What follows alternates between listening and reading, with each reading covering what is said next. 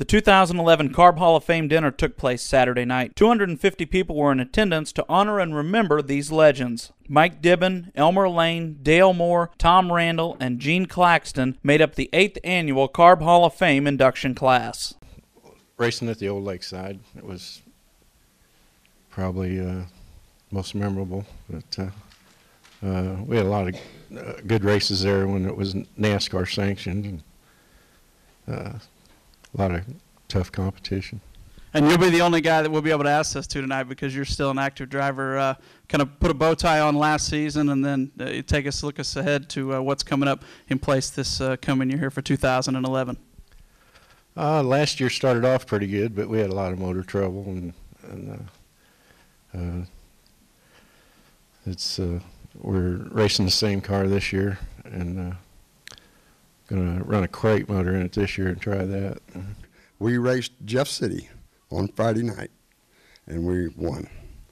And it was Mother's Day on Sunday, so I called my mom. Back then we didn't have cell phones, we had CB radios. So I called Mom and I said, Mom, what do you want, roses, flowers, any kind of candy? You know, she was hard to buy for. And she said that she just wanted a race win, and you were able to go out that day. Win that race it's today, tomorrow, without tearing up your car and hurting yourself. That's what I want for Mother's Day.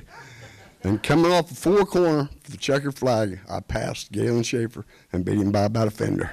My name is Michael Dibben.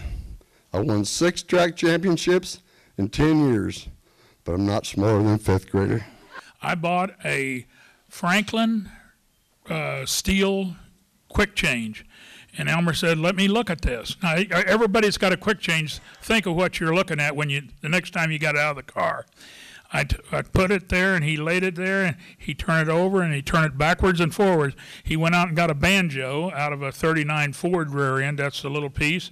And he says, looky here. He says, that son of a buck turned this upside down and backwards and made a quick change rear end, and I can do it too. Is that not right? And that's the damn truth. And he says, can I take this apart? And I said, well, of course. And he took it apart, measured the everything, and then within a week we had Layne quick change rear ends that were over at 1407 Colorado. If you were ready to go racing next Saturday night and you had any of the places you went to, where would you go? Oh, Lord. Well, all those tracks are now defunct. I think I was more partial to Lakeside than any of them, although that was where I raced probably the fewest. Riverside and Olympic Stadium. You know, I won my first championship in 1963. Took me 10 years to win a feature down at Olympic Stadium in the super modifieds.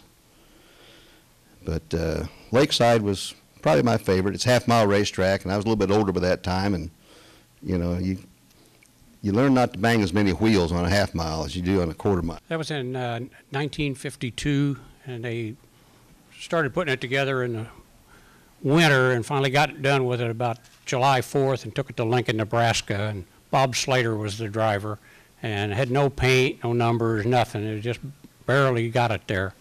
And make a long story short, he went up there and cleaned house with it.